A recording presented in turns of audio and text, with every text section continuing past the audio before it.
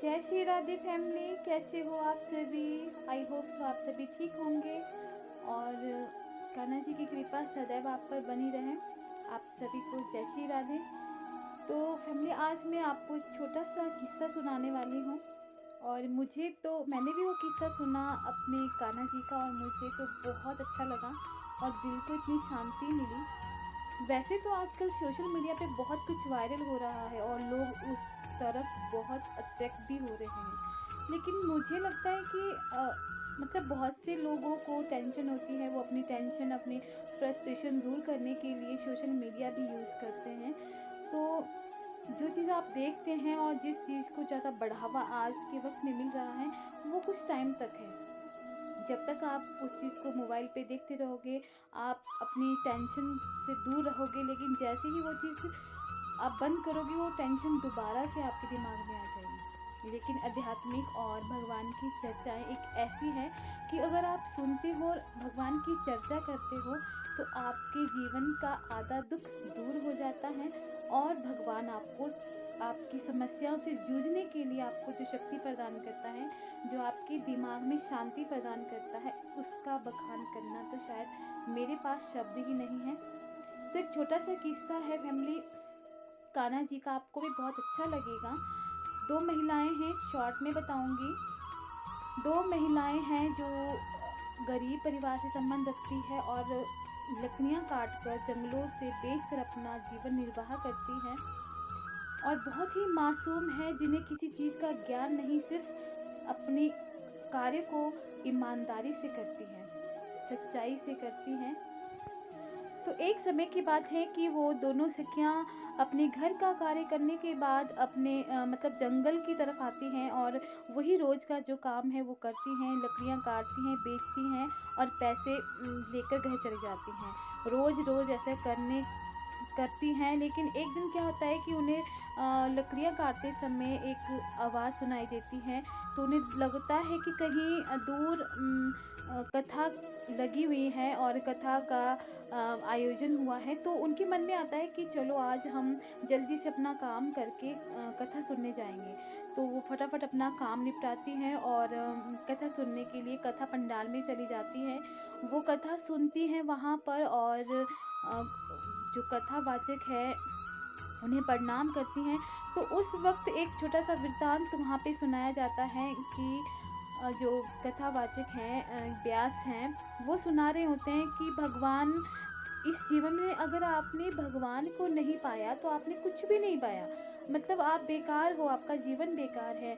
वो इस चीज़ को सुनकर उनके दिमाग में एक इच्छा जागृत हुई कि हमें भी भगवान से मिलना है और हमें भी भगवान को पाना है, भगवान कहाँ मिलेंगे। और थोड़ी ही देर बाद वो वहाँ से चली जाती हैं और जाते जाते दोनों आपस में बातचीत करती है कि यार भगवान को कहाँ देखें, कहाँ ढूंढें, कहाँ माने, कहाँ जाएं जहाँ हमें भगवान मिल जाएं। तो चलो, फिर वो अपने घर पहुंच जाती हैं और अपना काम करने के बाद फिर वो दोबारा से लकड़ियाँ काटने के लिए जंगल आती हैं। तो वो क्या देखती है कि दूर पार से एक संत महाराज जी आ रहे हैं और उनके पास एक झोला है और एक कमंडल है और भी कुछ सामान है। तो वो उन्हें देखकर हैरान हो जाती हैं। वो दोनों सिक्कियाँ आपस में बात करने लगती हैं कि देख देख कौन आ रहा है।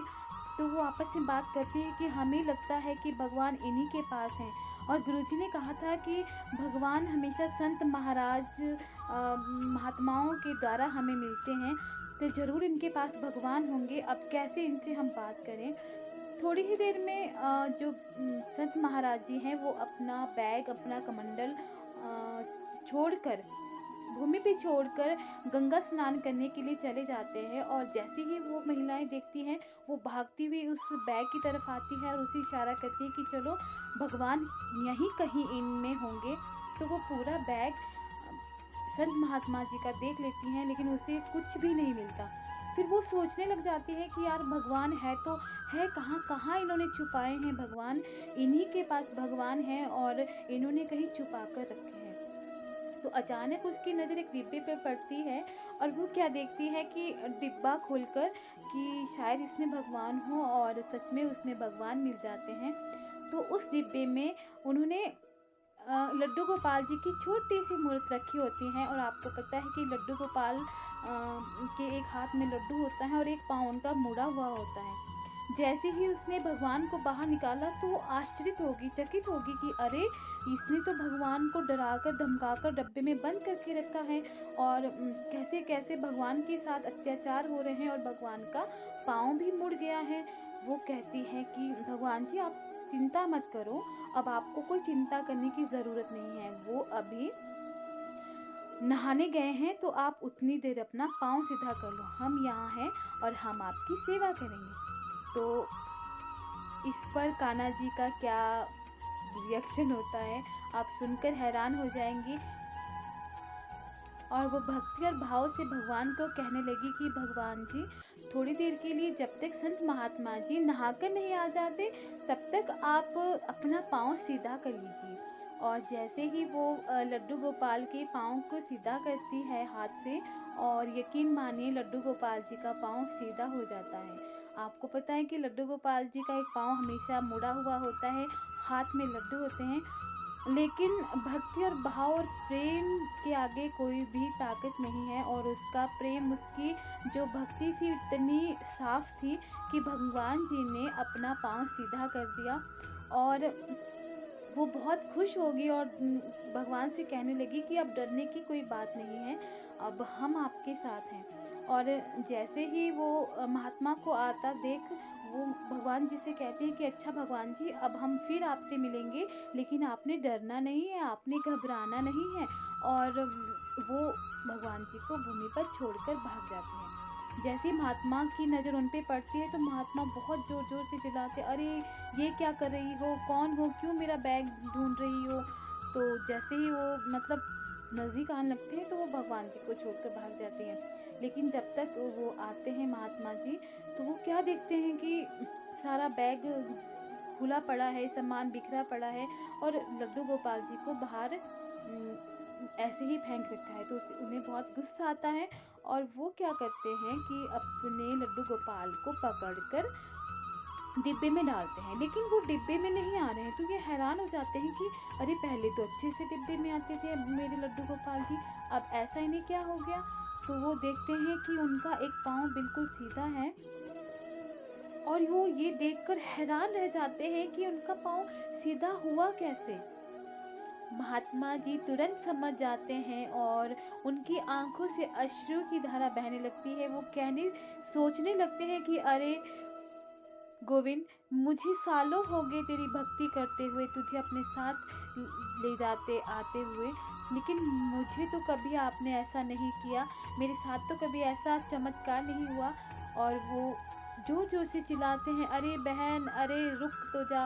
वो रुकने को कह रहे थे ताकि वो उनके पाँव पकड़ सके, पाँव छू सके। और जो वो महिलाएं थी वो भाग रही थी ये सोचकर कि अब महात्मा जी हमें शराब दे देंगे या कोई ना कोई हमें ऐसी बात कह देंगे जिससे हमारा कुछ भी नुकसान हो सकता है। तो कान्हा जी का ये छोटा सा एक वृतांत था कि भगवान हमेशा भक्ति और भाव देखते हैं, पाखंड और विधि विधान नहीं देखा जाता। हर एक चीज़ का एक नियम होता है और विधि विधान से भी हर एक चीज़ करनी चाहिए, लेकिन जहाँ भक्ति और प्रेम है वहाँ सब कुछ फेल है। कहते हैं कि प्रेम में ताकत है सर्वस्व लुटाने की, प्रेम में ताकत है सर्वस्व लुटाने की, वरना सुदामा की क्या औकात से कान्हा जी से अपने पाँव धुलाने की। तो आपको मेरा ये छोटा सा वृतांत कैसे लगा और कमेंट में राधे राधे जरूर लिखिए। सुनिए और खुश रहिए और अपने जीवन को आनंदित करते रहिए। तब तक के लिए राधे राधे।